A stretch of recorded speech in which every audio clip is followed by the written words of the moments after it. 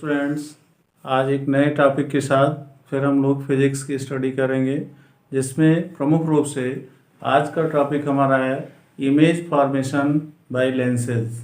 लेंसों के द्वारा इमेज बनाना, मतलब कि प्रतिबिंब बनाना। कौन कौन से लेंस होंगे? इसमें कॉन्वेक्स और कॉनकेव दो किस्म के लेंस हैं, जिसमें पहले हम क्या बात करते हैं, कॉन्वेक्स लेंस के विषय में। कॉन्वेक्स लेंस के माध्यम से देखा जाए तो 6 टाइप ऑफ इमेज परफॉर्म की जाती है, और इसमें बारीकी क्या होती है, फर्स्ट ऑफ ऑल लेंस की प्रिंसिपल एक्सिस पर क्या क्या पोजीशन है। मीन्स कि लेंस के लेफ्ट साइड में आप देखेंगे कि वहाँ पर फोकस को 2 टाइम्स डिफाइन किया जाता है। एक तो आपका F1 फोकस होता है, और जस्ट उसके 2F डिस्टेंस पर 2F1 कर देते हैं। कहने का मतलब कि लेंस की मैक्सिमम कैपेसिटीज़ क्या हैं और मिनिमम कहाँ से स्टार्ट करता है, जहाँ से इमेज फॉर्म होता है। इसी तरह से लेंस के राइट हैंड में भी 2 तरह के फोकस की बात की जाती है, F2 and F2 and 2F2 के रूप में। तो यहाँ से हम देखते हैं कि इमेज की पोजीशंस क्या होती है, ऑब्जेक्ट क्या है, ऑब्जेक्ट से इमेज कैसे परफॉर्म होता है, उसकी क्या पोजीशंस होती है, इनको भी जानना हमें अति आवश्यक होता है। क्योंकि बोर्ड एग्जामिनेशंस में image formation by mirror and image formation by lens दोनों इंपॉर्टेंट टॉपिक है क्लास 10th के लिए। अब कौन सा टॉपिक एग्जामिनर के माइंड में सेटअप हो रहा है, किससे संबंधित क्वेश्चन कर सकता है, तो इस पर न्यूमेरिकल क्वेश्चन भी बनते हैं, और साथ में रे डायग्राम तो बनता ही है। तो रे डायग्राम के माध्यम से भी न्यूमेरिकल क्वेश्चन जोड़ दिए जाते हैं, और जब ऐसा क्वेश्चन जोड़ा जाता है तो यूपी बोर्ड के अकॉर्डिंग 7 मार्क के क्वेश्चन होते हैं, और सीबीएसई बोर्ड के अकॉर्डिंग 5 मार्क के क्वेश्चन बनते हैं। तो जब भी इसमें लॉन्ग आंसर टाइप क्वेश्चंस बनेगा तो रे डायग्राम के साथ न्यूमेरिकल, और न्यूमेरिकल चूंकि मैथमेटिकल स्टूडेंट्स के लिए इजी लगता है तो रे डायग्राम भी जानते हैं, तो कॉन्सेप्ट क्लियर रहेगा तो क्वेश्चंस कभी गलत नहीं होता है। तो यहाँ पर प्रमुख रूप से इमेज फॉर्मेशन पढ़ाने का हमारा एक ही उद्देश्य है कि बच्चे का कॉन्सेप्ट क्लियर होना चाहिए, चाहे वो रे डायग्राम के माध्यम से हो। कभी कभी 1-2 नंबर के क्वेश्चन में रे डायग्राम अधूरा छोड़ देते हैं, कहते हैं इसको कंप्लीट कीजिए, तो उस टाइप का भी क्वेश्चन को टेकअप कर ले और साथ में उससे जुड़े न्यूमेरिकल को सही आंसर दे देता है, तो बच्चे की भी खुशी दूनी हो जाती है, और साथ में उसका मार्क्स भी अच्छा आता है। मार्क्स अच्छा हो जाने से घर के लोग काफ़ी संतुष्ट दिखते हैं। तो इन सारी चीज़ों को ध्यान में रखते हुए image formation of mirrors and image formation of lens, इनके साथ साथ फार्मूले which are described by the mirrors and lens both, दोनों की कंडीशंस में न्यूमेरिकल क्या इसके साथ अटैच होते हैं, उस पर भी हम चर्चा करेंगे। तो आज के वीडियो में टॉपिक हमारा यही है, image formation by lenses. First starting हम कॉन्वेक्स लेंस से करते हैं। तो कॉन्वेक्स लेंस की 6 कंडीशंस अराइज होती हैं। लेफ्ट हैंड फिंगर हमारी फर्स्ट फिगर की तरफ संकेत कर रही है। फर्स्ट फिगर हमारा है कि when object is at infinity, कि हमारा ऑब्जेक्ट कहाँ पर इनफाइनाइटी पोजीशंस पर हो, तो इनफाइनाइटी पोजीशंस पर हम यहाँ कहीं कल्पना कर सकते हैं कि ये हमारा ऑब्जेक्ट हो सकता है। सपोज कीजिए कि इस ऑब्जेक्ट से होकर रे डायग्राम डिफरेंट निकल रही हो, तो इस तरह से जब रे डायग्राम्स निकलते हैं तो रे डायग्राम्स की पोजीशंस क्या होती है, एटलीस्ट लेंस पर पढ़ने के बाद। लेंस के विषय में हमने कहा पहले ही कि ट्रांसपेरेंट मीडियम होता है, तो ट्रांसपेरेंट मीडियम होने के कारण जहाँ ही लेंस पर ये आपस में इमिटेड होते हैं, मतलब इंसिडेंट होते हैं, इंसिडेंट जहाँ पर भी रे होती है वहीं से तुरंत वो फोकस से होकर के आगे निकल जाती है। अब लेफ्ट साइड से रे जा रही है तो राइट हैंड के फोकस से होकर निकलेगी। लेफ्ट साइड में आपकी ऑब्जेक्ट है तो उसका इमेज जहाँ तक भी बनने की मतलब हाइपोथेसिस किया जाता है, कल्पना होती है, वो राइट हैंड में बनती है। लेकिन एक कंडीशन इससे अलग है, एक 6 कंडीशन जो होती है, जो ऑब्जेक्ट साइड में ही आपका इमेज भी परफॉर्म करता है, इमेज भी आपका ऑब्जेक्ट साइड में बनता है। तो अभी हम स्टेप बाय स्टेप उस पर डिस्कशन करेंगे।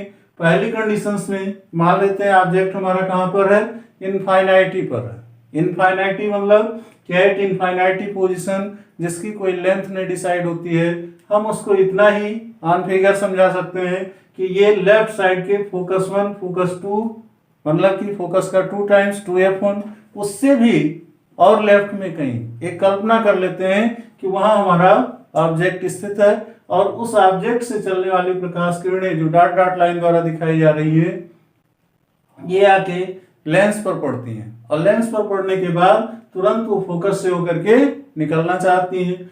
सेम कंडीशंस में हम यहाँ देखते हैं कि जो राइट रे डायग्राम है चाहे वो अप साइड में हो प्रिंसिपल एक्सिस के या प्रिंसिपल एक्सिस के डाउन साइड में हो, दोनों किरणें दोनों रे फोकस से होकर के निकलती हैं और वह सेंटर पॉइंट क्या होता है F2, मतलब कि first right hand length of focal length.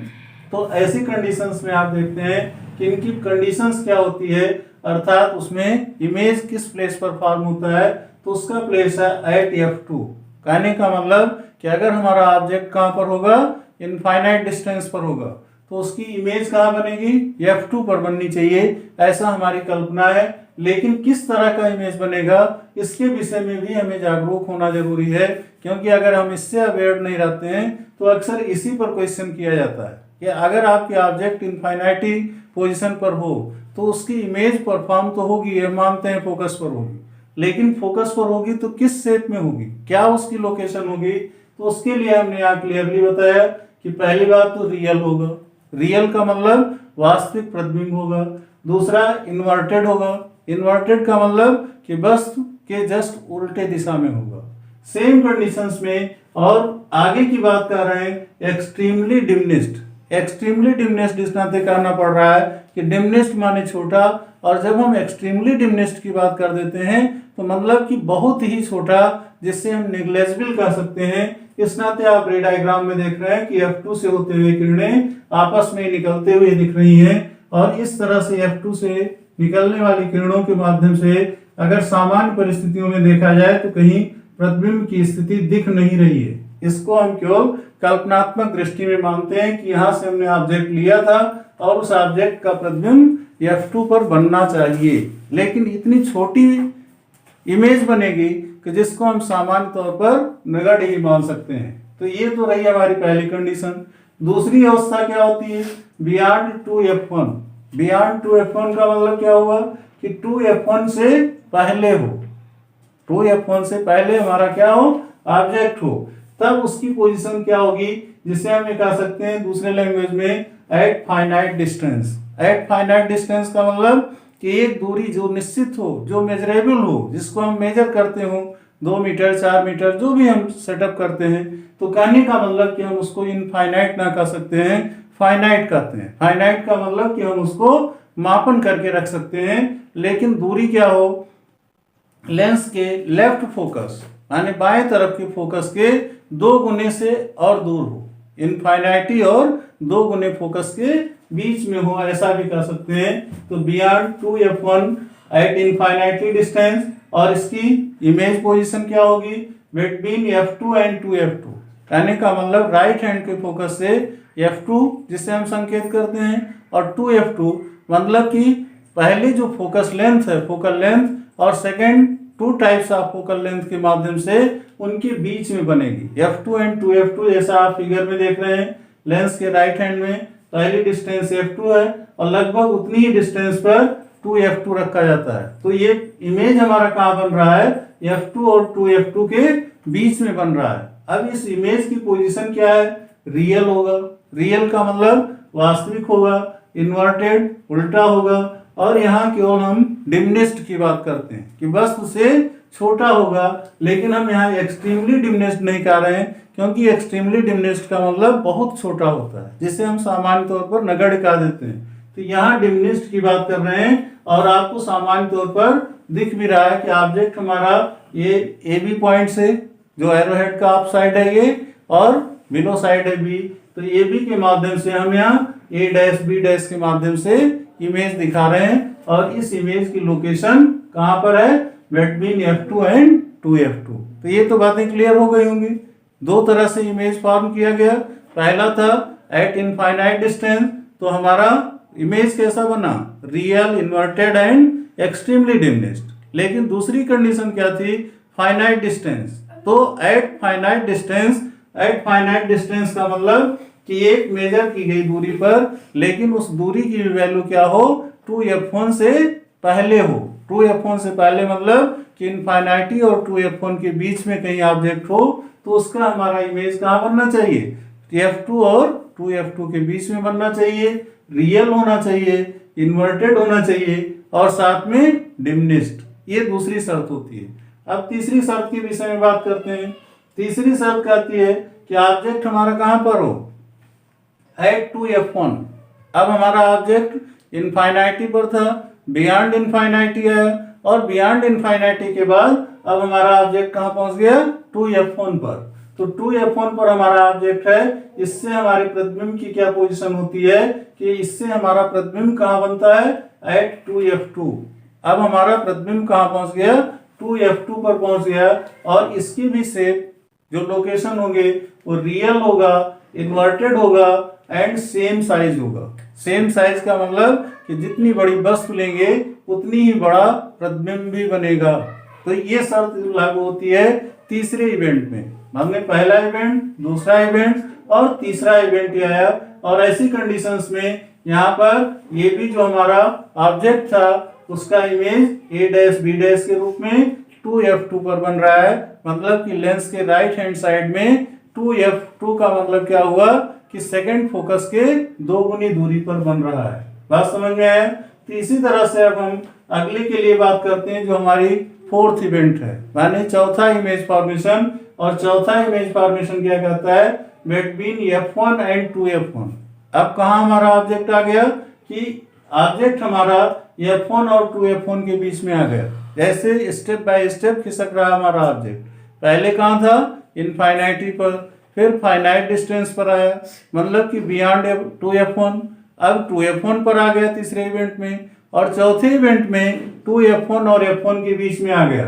अब यहाँ से बिटवीन f1 एंड 2f1 के बीच में हमारा ऑब्जेक्ट है। तो हमारा इमेज कहाँ बनेगा, इमेज बियॉन्ड 2f2।